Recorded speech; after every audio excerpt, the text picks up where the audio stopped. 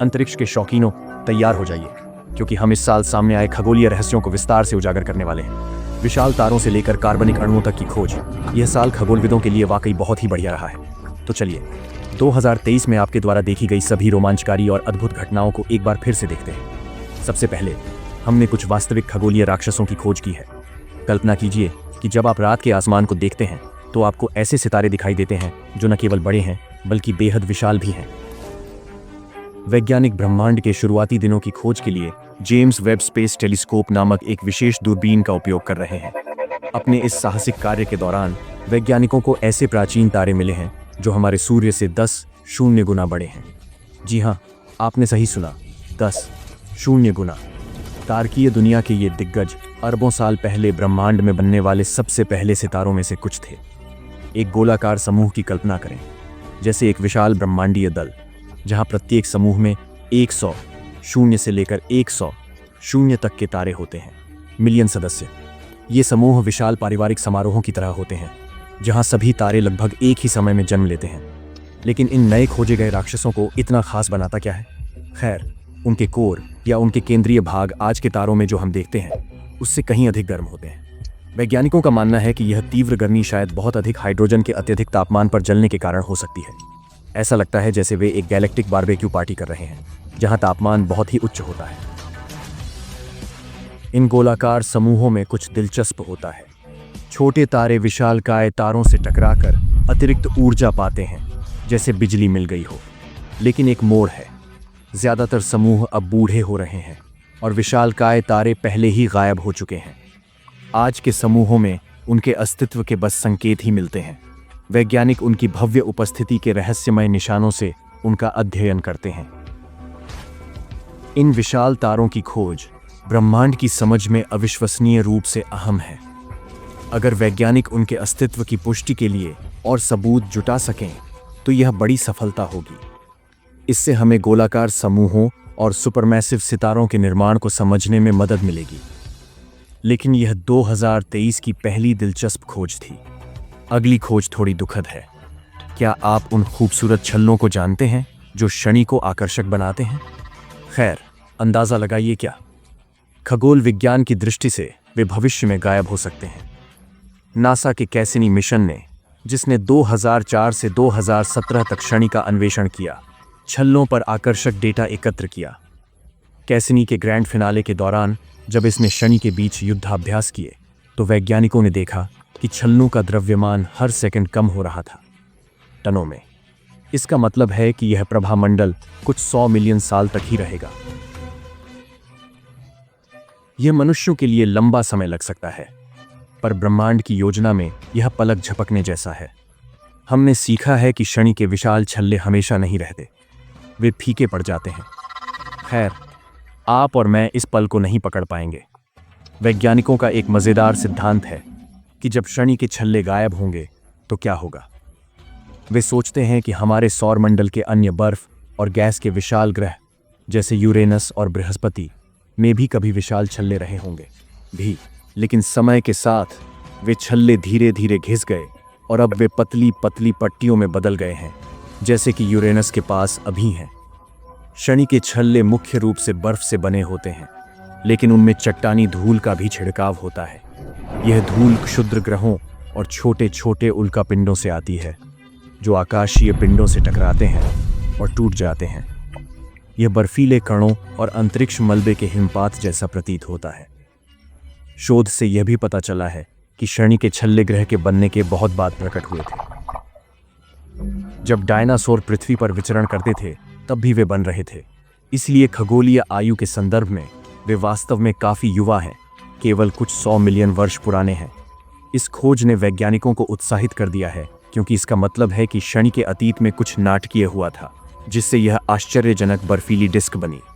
लेकिन यह एक रहस्य है जिसे सुलझाया जाना बाकी है। वैज्ञानिक यह पता लगाना चाहते हैं कि वास्तव में वलय किस कारण से बने और उनकी संरचना इतनी विस्मयकारी क्यों है। उम्मीद है कि वे इसे समझ लेंगे। लेकिन कुछ और सकारात्मक बात करते हैं। हमारे पास अंतरिक्ष से जुड़ी एक और रोमांचक खबर है। हाल ही में वैज्ञानिक ब्रह्मांड की सबसे दूर की आकाश गंगाओं में से एक का अध्ययन कर रहे हैं और उन्होंने कुछ आश्चर्यजनक खोजा है। कार्बनिक अणु। जिस आकाश गंगा की बात हो रही है उसका नाम बहुत लंबा है, SPTF 1847। यह हमारे छोटे नीले ग्रह से 12 अरब प्रकाश वर्ष से अधिक दूर है। क्या आप इतनी दूरी की कल्पना कर सकते हैं? यह अब तक ज्ञात सबसे दूर की आकाश गंगा है जहां जटिल कार्बनिक अणु पाए गए हैं। इसलिए इस आकाश गंगा को देखना ऐसा है जैसे ब्रह्मांड के बचपन से ही कुछ देख रहे हों। हमें नहीं पता कि यह आकाश गंगा अब कैसी दिखती है। जो प्रकाश हम तक पहुंचा है वह वैसा ही दिखता है जैसा ब्रह्मांड के सिर्फ 5 अरब साल पुराने होने पर दिखता था। कल्पना कीजिए कि अतीत में इतनी दूर की चीज़ों को देख पाना। इसलिए उन्होंने जो पाया है उसका नाम बहुत जटिल है, एक पॉलीसाइक्लिक एरोमेटिक हाइड्रोकार्बन अणु या बस PAH अणु। आप सोच रहे होंगे ये दुनिया में आखिर क्या हो सकता है? अच्छा, अंदाज़ा लगाइए क्या आप वास्तव में इन अणुओं को हमारे ग्रह पर ही पा सकते हैं। वे कार इंजन से निकलने वाले धुएं में या जंगल की आग जैसी चीज़ों में भी हो सकते हैं। PAH अणु कार्बन परमाणुओं की श्रृंखलाओं से बने होते हैं और सबसे दिलचस्प बात यह है कि इन्हें जीवन के लिए बुनियादी निर्माण खंड माना जाता है। सोचिए, जीवन के निर्माण खंड, वो छोटी कार्बन श्रृंखलाएं एक दूर की आकाश गंगा में मिल रही हैं। यह घास के ढेर में सुई खोजने जैसा है। वहाँ की गैस भारी तत्वों से भरी है जो बताता है कि कई सितारे आए और गए, अद्भुत तत्व बने। यह आकाश गंगा कई अन्य तत्वों से भी समृद्ध हो सकती है।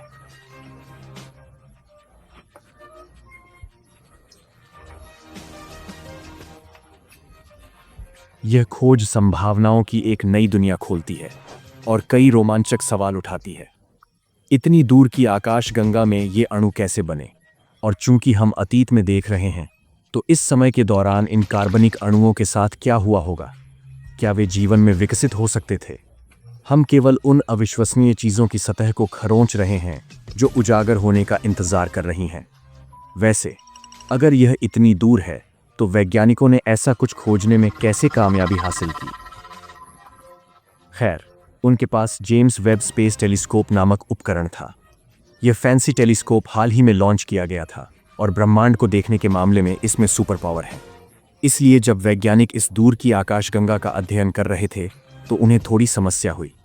उन दूर की वस्तुओं से आने वाली रोशनी इतनी फीकी थी कि उसे देखना या पहचानना मुश्किल था। लेकिन क्या पता, उनके पास एक शानदार विचार था। इसे हल करने के लिए उन्होंने गुरुत्वाकर्षण लेंसिंग नामक कुछ का उपयोग किया जो प्रकृति की आवर्धन शक्ति की तरह है। कांच। कल्पना करें, 2 आकाश गंगाएं एकदम पंक्तिबद्ध हैं, जैसे फोटोशूट में। दूर की आकाश गंगा से प्रकाश हमारी ओर आता है, लेकिन अपनी यात्रा में यह अग्रभूमि आकाश गंगा से गुजरता है जो एक विशाल अंतरिक्ष लेंस की तरह होती है। और क्या होता है, अग्रभूमि आकाश गंगा का गुरुत्वाकर्षण प्रकाश को आवर्धक कांच की तरह मोड़ देता है, जिससे यह बड़ा और चमकीला दिखता है। यह एक ब्रह्मांडीय झूम लेंस की तरह है। हमारी दूरबीनों के लिए प्रकाश का यह झुकाव एक शानदार आकृति बनाता है जिसे आइंस्टीन रिंग कहा जाता है। यह अग्रभूमि आकाश गंगा के चारों ओर प्रकाश की एक वलय की तरह है। यह प्रकृति का अपनी जादुई शक्तियों को दिखाने का तरीका है। गुरुत्वाकर्षण लेंसिंग और इन आइंस्टीन रिंग्स की मदद से वैज्ञानिक दूर की वस्तुओं को स्पष्ट रूप से देख सकते हैं और ब्रह्मांड के बारे में आश्चर्यजनक बातें जान सकते हैं। इन सब की बदौलत वे प्रारंभिक आकाश गंगाओं से छिपी रासायनिक अंतःक्रियाओं को उजागर करने में सफल रहे। क्या यह अद्भुत नहीं है? वैज्ञानिक इस खोज से बेहद उत्साहित हैं। उन्होंने कभी नहीं सोचा था कि वे एक ऐसी आकाश गंगा में इतने जटिल कार्बनिक अणु पा सकेंगे जो अविश्वसनीय रूप से दूर है। कौन जानता है, शायद यह एक रोमांचक ब्रह्मांडीय यात्रा की शुरुआत हो सकती है। इसलिए साथी अंतरिक्ष खोजकर्ताओं, अपनी नज़र सितारों पर बनाए रखें। ब्रह्मांड आश्चर्यों से भरा हुआ है और कौन जानता है कि वहां और कौन सी दिमाग उड़ाने वाली खोजें हमारा इंतजार कर रही हैं। आइए, आशा करते हैं कि हम भविष्य में और भी बहुत कुछ नया सीखेंगे। आज के लिए इतना ही। अगर वीडियो पसंद आया तो कमेंट करके बताएं और इसे लाइक करें और दोस्तों से शेयर करें। यदि आपने चैनल सब्सक्राइब नहीं किया है तो अभी सब्सक्राइब करें